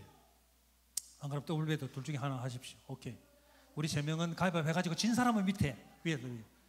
대단히 논리적이고 합리적인 아이. 인석이 엄마 아빠에게 제일 많이 대들거든요. 여러분한테 어릴 때부터 대들기 시작한 아이가 있으면 정말로 논리적이고 합리적인 아이예요. 답을 주려고 하면 안 됩니다. 길을 끄려고 하는 순간 이 아이는 튀어버립니다. 튕겨 나가버립니다. 기독교 대안학교 다니는 고등학교 1학년 녀석이 상담하러 왔습니다. 이 녀석이 저희 막내하고 비슷한 기질을 가졌습니다. 사고 쳐가지고 이제 상담받으러 온 거예요. 씩씩거리면서 와가지고 자기 이야기를 1시간 동안 하는데 선생님이 잘못했던 거, 학교 행정이 잘못되고 뭐가 잘못됐던 거 이래 하면 안 되는데 이런 거 선생님들 그냥 뭐 얼굴물이 넘어가서 뭐 그런 몰라다 넘어가는 이런 건데 분노를 가지고 있는 거예요. 한 30분, 1시간 동안 자기 이야기 쫙 하고 나면 쫙 게이트가 내려가. 그럼 그때부터 이제 이야기 시작하는 거예요. 원래는 수포자였는데 이 계지가 내려가고 나서 마음 힘을 쫙 키우고 나니까 딱 4개월 딱 상담하고 나서 너 중학교 1학년 수학부터 다시 하자. 너 코피 터지게 공부해 본 적 있니? 없는데요. 그럼 지금부터 시작해도 되겠니? 예. 처음에 들어올 때는 선생님 나 수포자입니다. 내한테 공부해라고 하면 나 상담하러 안 옵니다. 이랬던 녀석이 4개월 딱 되더만은 겨울 방학 딱 돼가지고 딱 중학 1학년 수학부터 해가지고 딱 2달 만에 중학 1, 2, 3학년 과정을 딱 다 떼보더라고. 고등학교 3학년 때에 전화가 왔습니다. 선생님, 저에게도 이런 일이 생겼습니다. 수학 문제를 시험지를 받았는데 모르는 문제가 하나도 없네요. 수학 1등급 받겠습니다. 그러니까 지금은 미국 유학 가가지고 3학년이잖아요. 미국 유학 가서도 우리한테 카톡으로 전화 옵니다. 선생님 눈 매트가 뭐 이렇게 하늘을 어떻게 하면 그랬더니 지금 군에 간다고 지금 우리나라에 지금 들어와가지고 또 찾아와가지고 선생님 뭐 지금도 8년째 지금 그 녀석은 그냥 뭐 친구로도 왔다 갔다 하면서 하는 녀석이 있습니다. 여러분 자녀 중에서 논리적이고 정말 합리적인 아이 기껏 끄면은 그 아이는 그냥 아무것도 안 하든지 사고를 쳐버리든 에너지가 있기 때문에 이 에너지를 바깥으로 쓰게 되는 경우가 생기는 사례들도 있습니다. 그러니까 아이 3명이 서로 다 다르다는 거예요. 여행을 통해서 자기 자신을 발견했습니다. 첫째는 감정 소통을 너무 잘합니다. 적극적이지만 인정해줄 때 존재감을 가지고 대인관계, 언어, 신체 운동 지능이 뛰어나고 둘째 같은 경우에는 정리등등 세부적인 내용, 경험을 통해서 배우고 공간지각, 논리, 수학, 신체 운동 지능이 뛰어나고 막내 같은 경우는 도전, 문제 해결, 개성, 가능성이 뛰어나요. 비 오는 날에도 선글라스 끼고 다녀야 되고 일하다가 군에 가기 한 달 전에 머리를 노랗게 염색해가지고 너 왜 머리 염색했냐 하니까 한 달 있으면 머리 빡빡 깎아야 되는 데는 아 멋있잖아요. 한번 해보고 싶었습니다. 이런 녀석이에요. 대인관계, 신체 운동, 언어 지능이 뛰어납니다.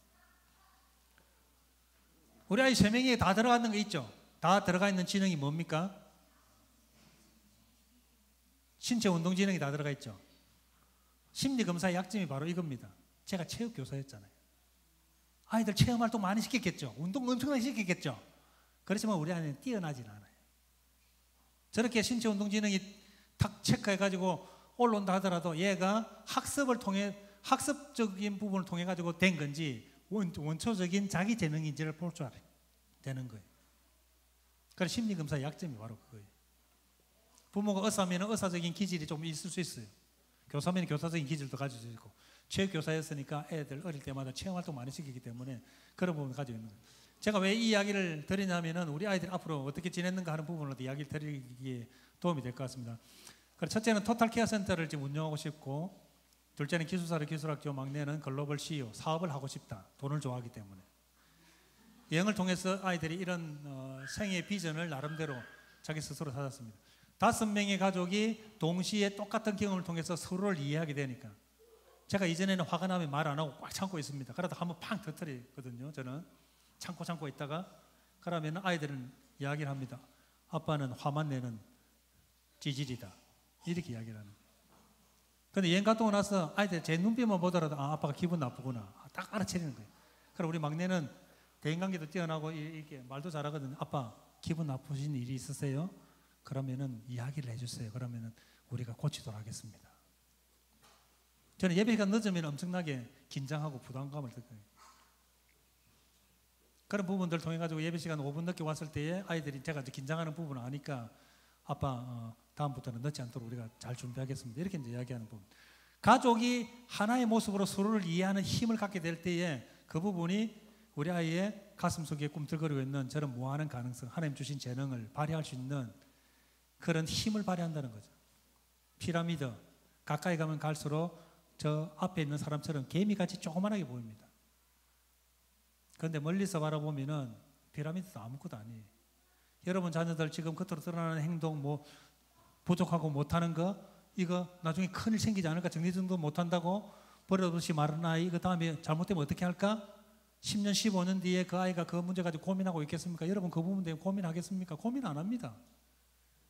멀리 보면은 지금 아이가 나타나는 태도와 행동 부족하고 모자라는 거 크게 에너지 쏟지 마시고 이 아이의 가능성을 먼저 볼 수 있는 부모님이 되면 어떨까 하는 부분이 행복교육 대안 실천했던 저희 가정의 2가지 부분을 이야기를 드리도록 하겠습니다. 자녀 독립 프로젝트와 부모 행복 프로젝트입니다. 자녀 독립 프로젝트란 뭘까? 한번 읽어보겠습니다. 시작!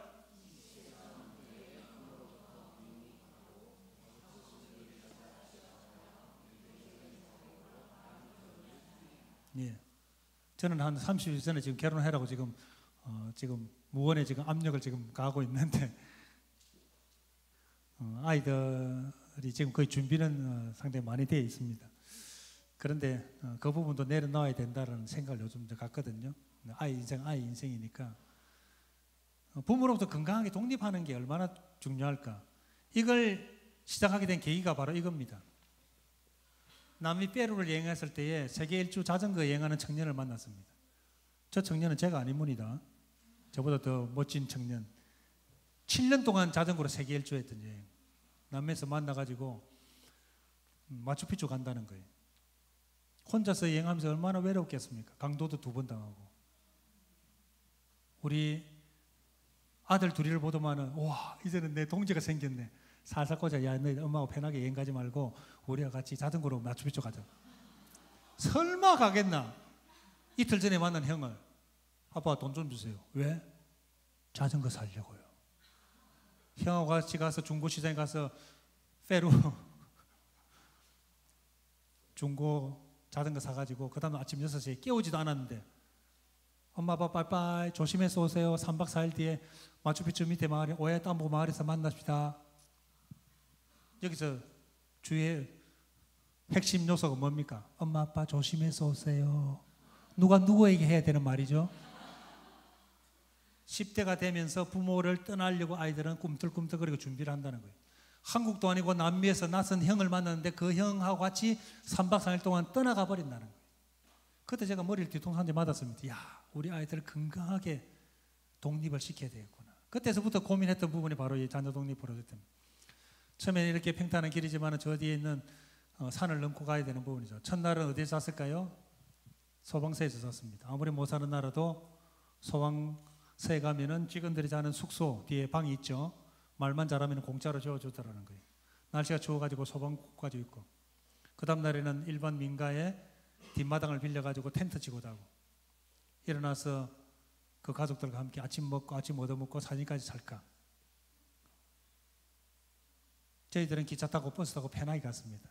그런데 아들 둘이는 자전거 타고 마추픽추 가죠. 모습은 물에 빠진 쇠양지 꼴인데 눈에는 빛이 반짝반짝 나는 거예요. 자기 스스로 해냈다는 이유. 이번에 이야기학교가 자전거 여행 제주도 갔다고 이야기 들었습니다. 자기 스스로 페달을 밟고 가면서 얼마나 많은 생각들과 포기하고 싶은 생각들, 그리고 힘든 부분들을 짜증내고 싶고 그런 부분들 꿋꿋하게 참고 나갔던 이 힘이 이 아이들이 사회에 나가서 얼마나 큰 힘이 될지 저는 보입니다. 보여. 자녀독립 프로젝트 8단계가 있습니다. 이걸 설명하면서 나중에 더 말씀드리도록 하겠습니다. 여행을 갔다 왔습니다. 야, 너희들 학교 가서 공부해야지. 공부를 하고 싶은데 학교 갈 수 없네요. 그럼 어떻게 할지 한번 생각해봐. 아빠, 우리가 2년 늦었잖아요. 검정고시라는 좋은 제도가 있습니다. 검정고시 공부하겠습니다. 오케이, 그렇게. 그래, 검정고시 공부하려고 이렇게 딱 했는데 막내가 아빠, 검정고시 한 사람당 고등학교 과정 졸업할 때까지 265만 원이에요. 3명이 780만 원 됩니다. 그래서 너무 비싸서 우리 이거 안 하고 또 다른 거 찾아보기로 했습니다. 그러다 보면 한 3일 뒤에 아빠 카드 주세요. 결제하게. 검정고시 비용 엄청 비싼데. 그래서 비싼 줄 알고 제가 보니까 온라인 검사가 있습니다. 그 온라인 검사는 56만 원만 하면 되는 거예요. 이야, 벌써 500만 원 아꼈죠, 그죠? 그런데 3명 결제해야 되는데 우리 막내가 잔머리 엄청 잘 굴린다 했잖아요. 자기가 중학교 졸업 안 했으니까 아직 자기는 중학교 과정, 고등학교 과정은 자기 아이디로 등록하고 형 누나하고 시간을 맞춰가지고 3명이 쓰면 56만 원에 끝낼 수 있다는 거예요. 막내가 잔머리 굴려가지고 800만 원 드는 돈을 갖다 56만 원에 해결했다 하지 않습니까?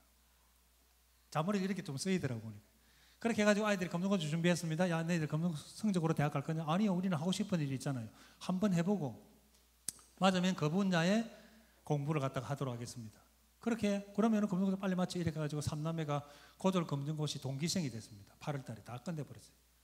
한국에 들어온 지 6개월 만에 공부를 다 끝내버립니다. 그렇게 했다마는 정부에서 국가에서 도와주더라고요. 고용노동부 가니까 청년 취업 프로젝트 해가지고 200만 원짜리 계좌제 카드를 주는 거예요. 지금 이학교 학생들도 배울 수 있을 거라 생각해요. 학교에 적을 두지 않으면 되니까. 지금 학교에 적 없죠, 아이들. 그죠?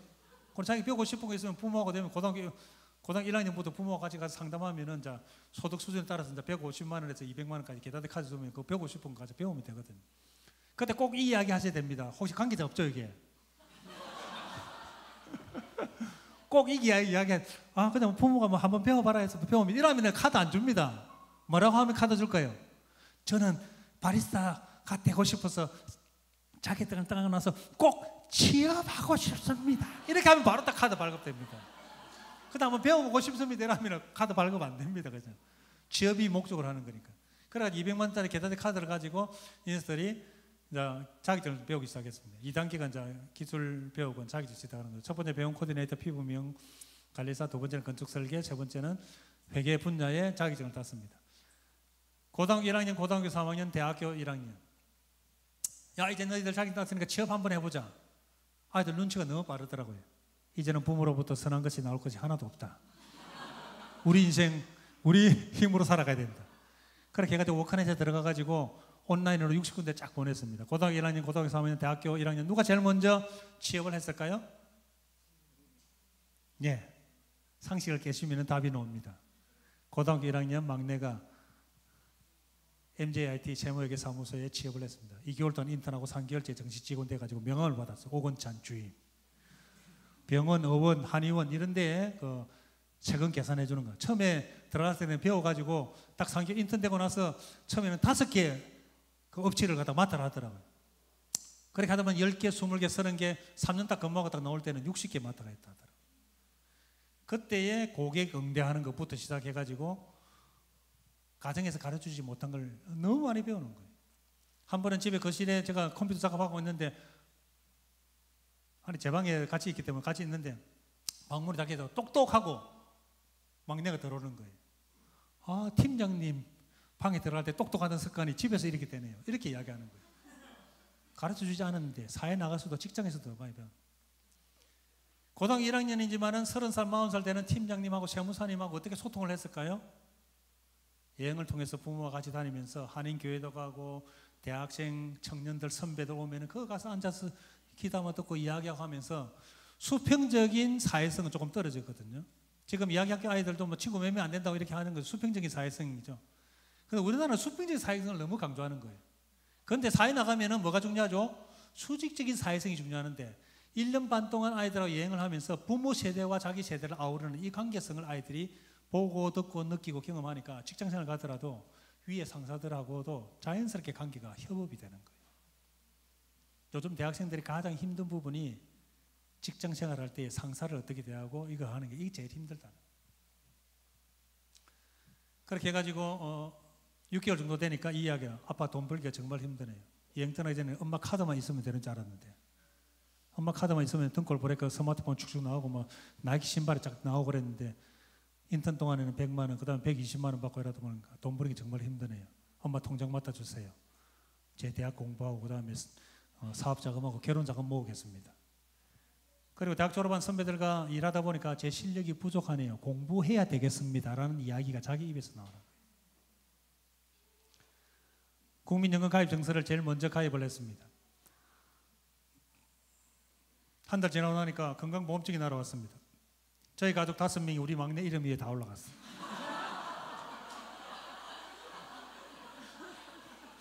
저희들도 이렇게 바뀔 줄 몰랐습니다. 세상은 너무 빨리 바뀝니다. 저희들은 그때 백수였기 때문에 그냥 지역가입자로 있다가 그냥 사대보험 되는 회사에 들어가는 거 전부 올라가 보더라고요. 보니까. 여러분도 그런 혜택 누리시기 바라겠습니다. 그래서 3년 근무하고 나서 사업자금 3천만 원을 모았습니다. 20살 때에 3천만 원을 벌써 모은 거예요. 첫째는 피부 미용 관리사 하면서 6개월 동안 하면서 그 다음에 있다가 또 네일 아트하고 비만 관리사하고 피트니스 트레이너 한다고 헬스장을 쫓아다니면서 다투이스트 뭐 밤 문신 한다고 뭐 이리저리 이것저것 그것 해보는 4년 동안 다양한 경험한 거죠. 이 녀석은 이것저것 요것 하는데 결과는 없어요. 여러분 자녀 중에 혹시 그런 자녀 있습니까? 그런 자녀 있으면 그런 자녀는 기다려줘야 돼요. 1000피스짜리 모자이크를 그림을 맞추는 아이들 생각하십시오. 100개 나왔다고 보입니까? 안 보이죠. 200개 나왔다고 보입니까? 500개, 600개 넘어가면 그때서부터 보이는, 그때까지 기다려줘야 되는데 여행 떠나기 전에는 저는 한 번, 두 번 안 되니까 아빠 나 뭐 하고 싶어 하면 내 애들 눈빛이 들어. 너 안 되는 거 알지? 하지마. 안 돼 너는. 이런 눈빛을 아이한테 보냈던 거예요. 그런데 돌아오고 나서 너 인생 너가 살아야 되고 부모는 부모 인생 사니까 한번 해봐. 힘들지. 피부 미용 실에 취업을 해가지고 갔을 때 이 녀석이 이제 만 20살이었거든요. 피부 미용계에 종사하시는 40, 50대 아줌마들 얼마나 더 셉니까? 상처받아가지고 엄마 아빠 나는 다른 어른들도 엄마 아빠 같이 우리를 잘 대해주는 줄 알았더만 전혀 그렇지 않네요. 상처받으면 위로하고 격려하고 또 보내고 위로하고 격려하고 보내고 이것밖에 못했어요. 첫 번째로 만든 팜플렛입니다. 자기가 가가지고 팜플렛하고 홍보하고 이렇게 해가지고 제 아내는 여기 가서 또 5번 또 딸이 하는 데다 해가지고 저 어디죠? 노원구 그게 둘째는 첫 취업에 실패를 했습니다. 동생과 같이 일을 들렀는데 한 군데 연락이 안 오는 거예요. 나는 이 녀석이 제일 먼저 취업할 줄 알았거든요. 그런데 이제 만 19세가 딱 되니까 영장이 나온 거예요. 그래가지고 신체검사 받고 나서 나 어떻게 하겠다 한번 생각해봐. 아빠 너무 좋은 데가 있습니다. 한 달에 용돈 20만 원씩 주고 그 모든 걸 다 공짜로 해주는 데가 있네요. 한국 폴리텍 대학. 1년 기능사 과정은 모든 걸 다 공짜. 훈련 수당 20만 원씩 용돈 주고. 그렇게 해가지고 폴리텍 4대학에 갔죠. 바로 여기 이태원 바로 밑에도 보면은 정수 폴리텍 대학 제1대학이 여기 있거든요. 2년 준학사 과정 같은 경우에는 학비를 한 150만 원, 한 200만 원 정도 내는 부분. 거기서 컴퓨터 응용 기계 설계학과에 가가지고 4개 자격증을 땄습니다. 제가 첫 번째 이 녀석이 입학하는 데 가서 갔잖아요. 갔더만은 그 광장을 꽉 메운 거예요. 500명이 온 거예요. 경찰 공무원, 그냥 일반 공무원 준비하다가 아빠가 이렇게 억지로 해가지고 너 나이가 몇 갠데 뭐 하고 있냐 해가지고 온 친구들 많이 있는 거예요. 근데 딱 3개월 지나니까 그런 친구들은 다 그만두고 나가는 거예요.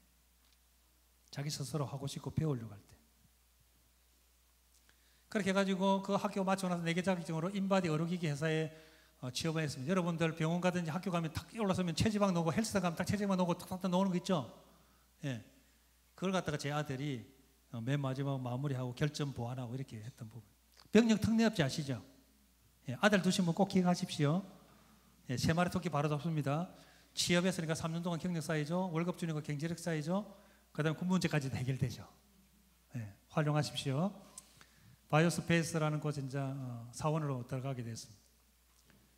3년 근무하고 나서 그 회사에서 스타트 프로젝트를 해가지고 스타 프로젝트를 해가지고 결점을 보완하는 프로젝트를 전 직원에 다 시키는 거예요. 자기네 병력 특례 직원한테도 시킨 거예요. 그런데 그걸 갖다가 해결해가지고 상금으로 500만 원 받지 않았습니까? 자기 기계를 다루는 부분들. 그렇게 해가지고 4,500만 원을 인석이 모았습니다. 3년 만에. 군도 제대하고. 대학은 어떻게 할 것이냐 하는 부분이 우리 부모님들의 관심사죠. 첫째는 공부에 별로 관심이 없습니다. 그런데 자기가 하고 싶은 거에 관심 있는 거예요. 피부 미용의 마이스터의 길. 지금 거의 한 8분 능선까지 지금 왔습니다. 그 분야는 자기가 공부하는 거예요. 둘째는 기계제어과 사이버 대학으로 다녔습니다. 다녀가지고 창업을 해가지고 특허를 하나 받고 나니까 미국 테네시 공대에서 연구원으로 석박사 과정 통합해서 같이 와서 우리하고 연구하면서 공부해라 라고 이렇게 한 달에 생활비로 120만 원씩 준다고 이렇게 제안이 들어왔습니다. 아이디어만 있으니까 인터넷에 찾아보더만은 그게 연구 교수가 콜을 하는 거예요. 막내 같은 경우는 지금 실용영화과의 사이버 대학의 4학년입니다. 일하면서 공부하는 게 힘들죠. 그런데 포기 안 합니다. 왜 포기 안 할까요? 자기 돈으로 공부하니까. 자기 돈으로 공부하니까 5만 명의 자퇴생이 안 나오는 거예요. 자기 돈으로 학비를 100만 원, 500만 원, 700만 원 한번 내보십시오. 그러면은 허투루 가겠습니까? 점수 따라가겠습니까? 남이 간다고 그건 따라가겠습니까? 내가 이것이 맞는지 안 맞는지 돌보고 이리 보고 여리 보고 여리 보고 연구하고 내가 이 학과가 맞나 안 맞나 찾아보고 들어갈 거예요. 들어가서도 그냥 공부 안 할 거예요. 내가 어떻게 벌은 돈인데. 막내는 세무회계사무소를 3년 만에 그만두게 된 게 이제 군에 가야 돼가지고 3개월 놀겠습니다. 아빠 나 17살 때부터 일했거든요. 그래 놀아 마음껏. 노는 것도 또 지겹더라고. 그래 이제 동네에 있는 키즈 카페에 가가지고 또 3개월 동안 또 같이 또 애들 좋아하니까 애들 같이 놀고 이렇게 지내다가 그 다음에 삼성플라자에 거기 핸드폰 그 가게 계약직으로 또 들어가가지고 있는데 한 날 이렇게 이야기합니다. 아빠 손님이 들어오는데 자꾸 제 앞으로 와요. 인센티브가 있대요. 인센티브가. 계약직인데 직원보다도 월급을 더 많이 받았다는 거예요. 사람관계를 너무 좋아하고 또 이렇게 합리적으로 설명을 해주니까 이 고객들이 와가지고 자기한테 와오면 만족도가 높다는 거예요. 그 자기가 이제 그걸 이제 깨닫기 시작하면서 내가 이 부분을 해야 되겠다 이래 가지고 공군을 이제 입대해가지고 최우수 전사상을 받았더라고요.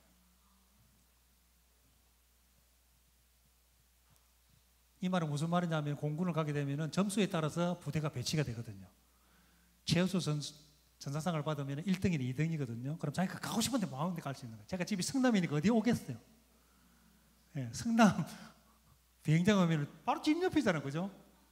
근데 딱 보면 아빠, 거기에는 국가 요직들이 많이 오기 때문에 군기가 너무 세. 난 그런 데 싫어. 그러다 보면 가장 집하고 가깝고 한랑한 데가 저 미군 부대가 있는 오산에 가겠다. 그래가지고 오산에 가서 근무하면서 이 녀석이 운전병으로 특수 차량 운전병으로 가가지고 앰뷸런스를 운전했거든요. 그러다 보면은 공군 그 버스, 대형 버스 45인승 그렇게 해가지고 한 날은 전화가 왔더라. 아빠, 저쪽에 파주에 있는 오산리 최다실 수령장에 우리 공군 부대 가족들 거기 수련회 간다고 제가 지금 운전하고 가고 있습니다. 이렇게 하면 대형버스를 거기서 운전하더만 나와가지고 바로 대형버스 운전 면허증으로 갱신을 해주더라고요. 그 녀석은 대형버스 운전 면허증까지 딴 거예요. 자기가 좋아하니까. 그러다마는 유치부 교사로, 주일학교 교사로 그 군부대에 있는 동안에 2년 동안 교사로 아이들 좋아하니까 근무하고 나온 거예요. 주말에는 휴가 한 번도 안 나왔습니다. 그 주일학교 교사 봉사한다고. 그렇게 하고 나서 제대하고 나서 형 하는 사업을 보더만은 이 일 나 사업 한번 하고 싶어. 형 좀 도와주세요. 이래가지고 형이 기술 가르쳐주고 그 다음에 어떻게 하는가 형이 쭉 조언해주고 그렇게 해가지고 미스터 조각기 사업을 시작했습니다. CNC 온라인 쇼핑몰이라 해가지고 컴퓨터 수치 제어 작동하는 건데 목공실에 가면은 주로 보면은 옛날에 톱이나 이렇게 대패로 깎고 그랬잖아요. 요즘은 CNC 기계가 뱅 돌아가면서 모양을 만들어내는 거예요. 바로 이런 모양들을 만들어내는 거죠. CNC 기계 한 대가 뭐 200만 원에서부터 600만 원이고 지금 이제 레이저 조각기 이렇게 해가지고 700만 원, 800만 원짜리 판매를 합니다. 작년 3월 달에 새로 사업을 시작했습니다. 첫 달 매출이 30만 원. 그런데 12월 달에 성경 말씀 그대로 30배, 60배, 100배의 축복을 주겠다고 해서 3천만 원 월 매출. 작년에 2억 5천 매출을 올렸어. 사람관계 하는 거 어디서 배웠습니까? 회계사무소에서. 그 다음에 이윤 내는 것, 논리적인 사고방식. 사업하는 거 자기 돈에 관심이 있는 이런 부분이 합쳐져 가지고 만들어지는 부분. 첫째는 4년 동안 굴러먹다는 경기도 일산병원에 실장으로 25살 때 갔습니다. 병원에 오면 제일 처음 맞이하는 분이 실장이시죠, 그죠? 35에서 최소한 35에서 45 정도 돼야 되는 거죠. 그런데 인석은 사회에서 워낙 많이 굴러먹고 또 자격증도 있으니까 바로 가가지고 병원 준비부터 세팅부터 해가지고 쫙 다 해주는 거예요. 어떻게 해줬을까요? 인맥 관리 너무 잘하는 거예요. 화장품 총판하시는 사장 40대 50대를 너무 잘 아는 거예요. 그래서 우리 회사에 이런 화장품 좀 넣어주세요. 성형외과 그때 병원 오픈했거든요. 의료기기 이런 부분들 총판하시는 분 또 알고 또 이렇게 넣고, 그 다음에 코디 어떻게 하는가, 의료기기 뷰티 사업 교육하는 거 어떻게 하는가, 이거까지 다 해준 거예요. 그렇게 하더만 이제 실장이 명함을 하나 가져왔더라고요. 그렇게 하더만은 뷰티 아카데미 강사 자격증을 땄습니다. 그렇게 해가지고 지금은 자기 이름으로 민간 자격증을 주는 교육을 하고 있습니다. 한국에서는 아니고 중국에서. 중국 상해의 K-뷰티 사업을 어른 네 분하고 화장품 총판하시는 사장님, 의료기기 담당하시는 분, 그 다음에 뷰티 원장님하고 이렇게 해가지고 4명이 뷰티 사업을 시작을 했습니다. 이렇게 교육을 하고 박람회도 참석하고 이렇게 하는 부분들 갖다가 해내는 부분을 보면서 야, 자기가 좋아하고 즐겁고 재밌는 하는구나. 지금은 중국 심천에 지금 가 있습니다. 중국에서 친구를 어떻게 사귀었는지 그 친구가 뷰티 사업을 60평짜리 뷰티 사업 이 정도 됩니까? 뷰티 사업을 새로 오픈한다고 와가지고 처음부터 끝까지 컨설턴트 좀 해달라고.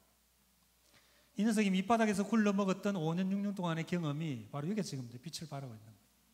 여행 갔다 오고 나서 제가 마음이 상당히 많이 조급했습니다. 이제 갔다 오면 뭔가 되겠지. 그런데 그 내공이 1년, 2년, 3년, 4년, 5년 기다려주니까 나오더라고요. 여러분 자녀들도 이야기학교로 뭐 졸업하고 뭔가 팍 터지겠지. 이렇게 이야기학교 자전거 여행 갔다 오면 뭔가 인내심이 생기고 뭔가 생기겠지. 이렇게 잘 안 나타납니다. 그런데 그 내공이 언제 나타나는가는 부모님이 어떻게 대우느냐에 달라지지 않는가. 그러니까 지금은 비뮤즈라는 K-뷰티 사업자를 내고 지금 대표로 지금 그 사업장하고 같이 이제 공동으로 이렇게 진행을 하고 있습니다. 제 딸이 교육하는데 이렇게 현수막도 만들어주더라고요. 저희 둘째 같은 경우에는 인바디 의료기기 회사에 바이오스페이스 다니면서 한 3년 정도 되니까 아빠 통장에서 100만 원만 꺼내줬어요. 뭐? 이거 살려고. 이게 뭐죠? 예? 이게 뭡니까? 예, 3D 프린터.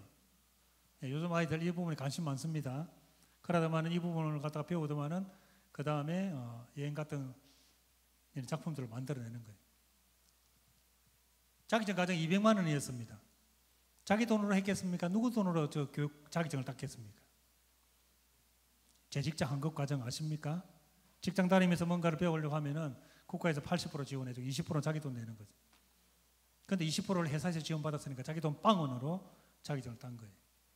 요즘 아이들이 우리나라가 그 혜택이 너무 잘 돼 있어요. 그런 부분도 충분히 활용하면 돼요. 제가 그동안 우리 부부가 그동안 냈던 세금 우리 아이들 다 찾아 먹는 거예요. 그렇게 하더만 이 녀석이 저를 좀 닮아가지고 성실하잖아요. 회사에서 정식 직원으로 채용하고 연봉 3천 줄 테니까 우리 회사에서 일을 해라 하는데 바로 딱 3년 되니까 그만두고 나오는 거예요. 그만두기 한 달 전에 제가 저한테 이야기를 하는데, 야, 너 대학도 안 나오고 그 3천만 원 어디서 연봉 받는 대체 그 나오지만 그대로 있어! 이 말을 그러니까 하고 싶은데 꾹 참고, 그래. 요즘 아이들은 자기가 싫으면 안 하는 거예요. 나 3년만 했으면 됐다는 거예요. 그렇게 하더만 3D 프린터, 금속 3D 프린터 창업을 시작한 거예요. 4,500만 원 가지고 자기 피 같은 농간 창업하려고 하는 게 어떻습니까? 이건 좀 부들부들 떨리겠죠. 그걸 딱 인터넷 딱 서치하더만 중기청에서 중소기업청에서 바로 창업하는 창업 사관학교에서 1억 지원 프로젝트 한다고 해가지고 거기에 지원을 받아가지고 저 선정 확인서까지 해가지고 아이디어를 내고 그렇게 선정이 됐습니다. 대학원 졸업한 쟁쟁한 아이디어맨들이 나왔습니다. 이번에 안 될 것 같은데 됐다는 거예요. 그래서 교수님한테 물어보는 거, 교수님 저는 왜 됐습니까? 대학원 졸업한 아이들은 아이디어만 있고 실무 경험이 없어. 그런데 너는 바이오스페이스에서 3년 동안 셀을 다뤄봤네. 이걸 조절 한번 해봤네. 그 3년 동안의 경험이 인정되어서 바로 지원을 받게 됐다. 여러분 자녀들이 밑바닥에 인생을 살게 될 때 불안하고 좀 그렇죠. 다 끄집어내가지고 좀 더 높은 위치에서 일하면 좋겠죠. 아이 인생은 아이 인생이니까 기다려주니까 이게 이제 빛을 발하는 거예요. 졸업식 날 제가 참석해가지고 축하를 해줬습니다. 그렇게 하더만은 전국 곳곳에서 발명품 또 창업 경진대회 가가지고 상금을 500만 원, 1000만 원 막 이렇게 쭉쭉 받아오는 거예요. 그러다마는 자기가 창업사관학교 졸업하면서 특허를 하나 냈습니다. 금속 3D 프린터에다가 용접기를 달아가지고 셀을 녹이는 부분을 해가지고 창조경제박람회 때 그때 이제 박람회를 전시를 하게 됐습니다. 이때가 23살 때였죠. 중소기업 사장님들 40, 50대 사장님들이 많이 왔습니다. 첫 번째 질문은 뭐였겠습니까? 사장님 어디 계시니? 사장님 어디 계시니? 제가 사장인데요. 우리 아들하고 나이가 비슷한데 너는 벌써 사장이야? 이렇게 된 거예요. 창업하면은 10명 중 8명 정도는 실패할 수 있습니다. 그 실패도 경험인 거예요. 그래서 자기 돈으로 하지 말고 국가에서 지원해주는 돈을 할 수 있는 방법을 택하면은 부모 돈 안 나가고 아이는 경험을 쌓게 되는 부분들이 너무 많은 거예요. 이 창의력을 발휘해 주는 거는 두뇌가 말랑말랑한 그런 부분들의 상태에서 훨씬 더 많이 나타나는 거예요. 만든 작품, 셀을 녹여가지고 부엉이도 만들고 투탕카멘도 만들고. 오천도시 회사 대표로 지금 운영을 하고 있습니다. 개발 초기는 끝났습니다. 또 연구개발 다 하려고 하니까 자금이 많이 들죠. 또 2억 원의 R&D 프로그램 해가지고 2억 원의 지원을 받아가지고 1m짜리 금속 3D 프린터를 작동까지 되는 부분을 만들어냈습니다. 작년에 스위스 제네바의 세계 발명품 경진대회에 가가지고 금상을 받았습니다.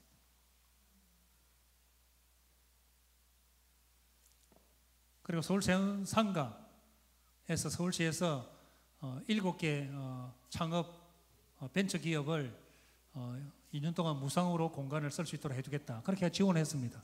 50개 팀이 왔습니다. 그런데 제 아들이 됐어요. 그 너는 왜 됐다고 생각하니?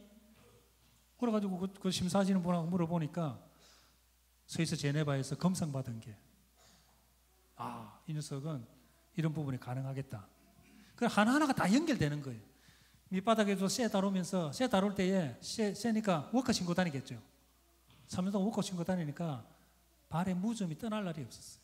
쇠를 다루다 보니까 손을 딱 잡으니까 이거는 손을 잡는 게 아니고 뭐 딱딱한 물체를 잡는 거예요. 엄마가 크림을 발라주고 했는데 이 손이 너무 굳은 손이 너무 많이 찌가지고, 근데 그 회사 그만두고 1년만 딱 지나니까 손이 원상태로 돌아왔어요. 그래도 부모가 아이의 인생이기 때문에 기다려주는 안타까움 있고 이렇게 해주고 싶은 마음이 있더라도 참고 기다려주는 부분이 이제 필요한 부분이죠. 이 사무실에 자기 작품들을 지금 이렇게 만들어냈던 부분이고, 작년에는 일산 킨텍스에서 인사이드 3D 프린터 5,000도시 이렇게 해가지고 있고, 지금은 이제 로봇 팔에다가 이제 3D 프린터 그 부분을 갖다 다 압축 시켜가지고 넣고, 그 다음에 이제 로봇 팔하고 이렇게 해가지고 금속 3D 프린터를 저가형 금속 프린터 1억 원 정도 하는 저가형 금속 3D 프린터 이제 연구개발 정도 해가지고 지금은 한 연매출 한 3, 4억 정도 하고 있습니다. 지금 공무원이 있던 제 머리에서 우리 아이들의 진로가 이렇게 나오겠습니까? 전혀 나올 수가 없어요. 부모 세대 가지고 있는 개념과 사고를 벗어나지 않으면 우리 아이들은 자기 자신의 가능성을 나타내지 못하는 부분이지 않겠나 생각합니다. 한 가지 더 감사한 거는 아이들이 매출이 생기기 시작하니까 엄마 아빠 우리 아프리카 여행할 때 봤던 그 아이들 좀 돕고 싶어요. 엄마 아빠 컴패션 지금 하고 있잖아요. 2아이 하고 있는데 이 아이들이 각각 한 명씩 해가지고 2명, 아프리카 우간다하고 르완다, 저는 탄자니아예요. 저희 부부는 또 2명 이렇게 해가지고 아이들이 후원을 하겠다는 거예요. 가르쳐주지 않았습니다. 그런데 아이들이 경험하고 보고 듣고 느끼니까 그 아이들이 계속 자기들도 눈에 밟힌다는 거예요. 이런 삶을 살면 얼마나 좋아. 부모가 가르치지 않았는데 자기들이 스스로 알아서 이렇게 할 수 있으면.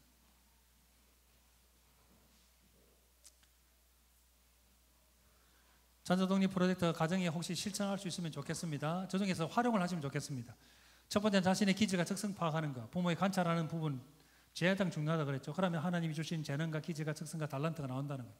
이야기학교에서는 다양한 프로그램을 통해 가지고 선생님들과 부모와 아이들이 소통한다는 그 프로그램, 평가 프로그램을 그때 학교 그 전체적인 평가하면서 제가 보니까 야, 대한민국 이런 다민족 평가를 통해 가지고 아이 스스로가 자기 자신을 찾아가는 부분이 없다는 걸 저는 잘 알고 있습니다. 그리고 하고 싶은 일이 있으면 자격증 취득하는 거. 누구 돈으로? 국가 돈으로. 자격증 취득하면은 취업하면은 밑바닥 일을 할 수밖에 없습니다. 그때의 자기 자신의 진정한 힘이 거기서 나오는 거예요. 견딜 수 있는 힘이 거기서 나오는 거예요. 부모는 좀 안타깝지만은 기다려주는. 그리고 관련 분야의 대학 공부. 왜 우리는 꼭 초등학교, 중학교, 고등학교 졸업하면 꼭 대학교 가야 됩니까? 일하다가 안 맞으면 또 다른 거 하다가 이거 하다가 맞으면 딱 그 분야 가가지고 석사, 박사 공부하면 되잖아요. 그 유럽에는 그렇게 공부하는 거죠. 스위스 같은 경우에는 고등학교 졸업하고 대학 진학률이 10명 중에 2명밖에 안 돼요. 독일 같은 경우만 하더라도 4명밖에 안 되는 거예요. 우리는 7명이고 재수하고 이렇게 해가지고 하고 그러면 8명 이상 되는 거죠. 그리고 자신의 분야 전문가 마이스터가 돼야 되는 거죠. 감사의 삶 사는 것, 그 다음에 좀 결혼을 해서 행복한 가정 꾸리는 게 자녀독립 프로젝트 8단계입니다. 이것보다 더 중요한 게 바로 이겁니다. 사진 못 찍었으면 사진 찍으십시오. 예.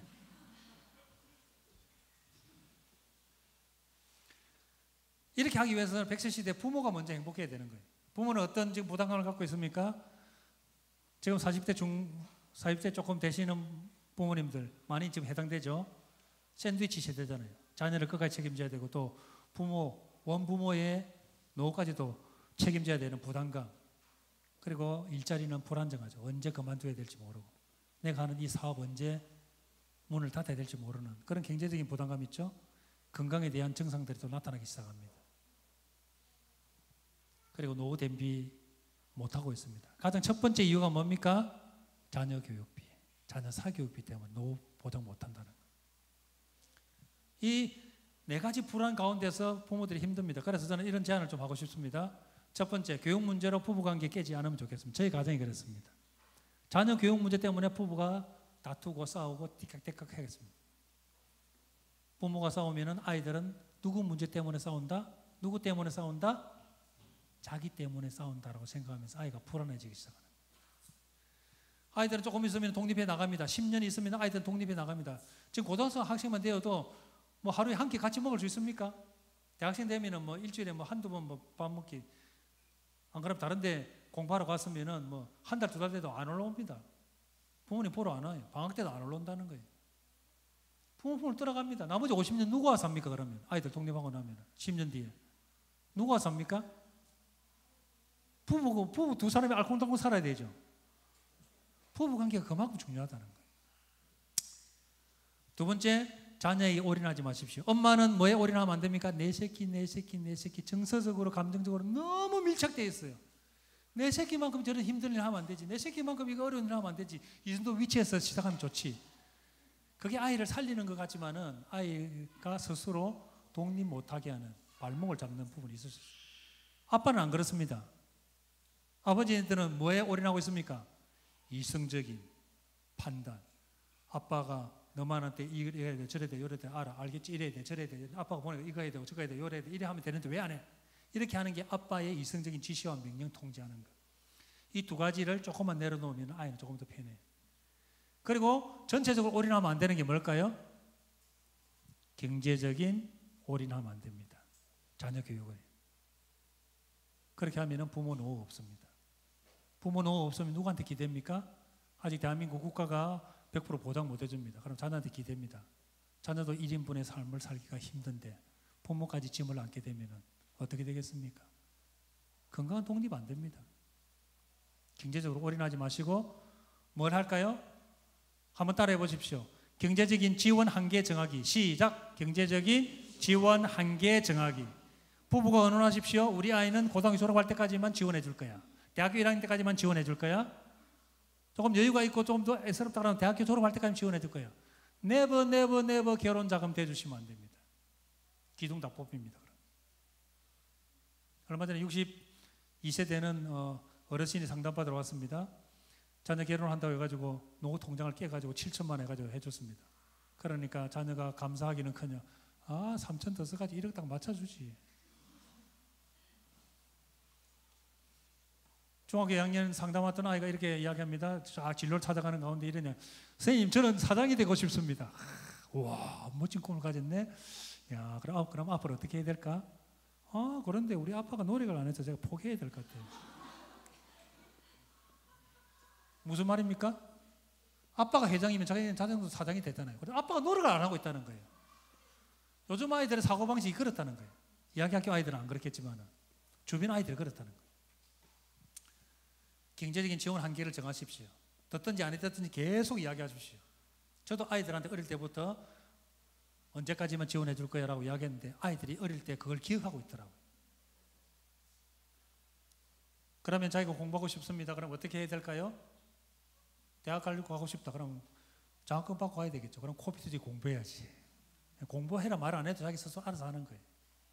자발성을 길러주는 것. 그 다음 자녀들과 좋은 관계 유지하십시오. 100세 시대에 자녀 떠나고 나면은 60살, 70살 되면은 누굴 봐야 되죠? 손자, 손녀들을 봐야 되는데 지금 자녀들과의 관계 깨버리면은 마음 깨트리고 나면은 손자, 손녀 볼 수 없습니다. 안 데리고 오니까. 자녀와 관계 깨면 안 됩니다. 성적 때문에, 태도 때문에, 행동 때문에 자녀 마음 깨트리지 마십시오. 자녀들과 좋은 관계 유지하는 것, 그리고 부모도 제2의 인생, 제3의 인생 만들어야 되고 일보다 건강을 챙기셔야 됩니다. 요즘 어르신들의 소원이 뭐죠?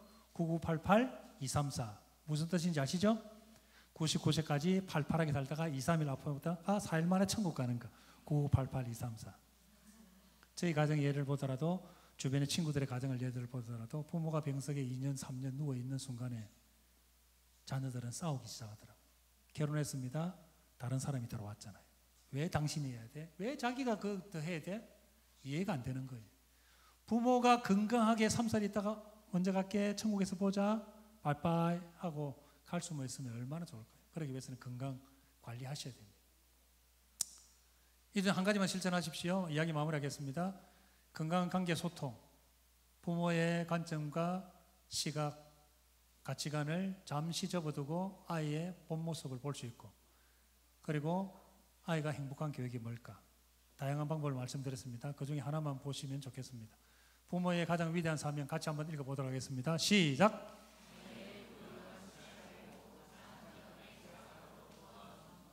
예. 하나님께서 만드신 그 아이의 고유한 가치를 알아보고 가장 그답게 살아가도록 도와주는 것, 이게 바로 부모가 해야 될 역할이지 않겠나. 여러분 가정에 행복과 웃음이 넘치기를 바라면서 옥동자가 대신해서 인사를 드리겠습니다. 감사합니다. 너무 늦어서 죄송합니다. 네, 감사합니다. 자, 그 이야기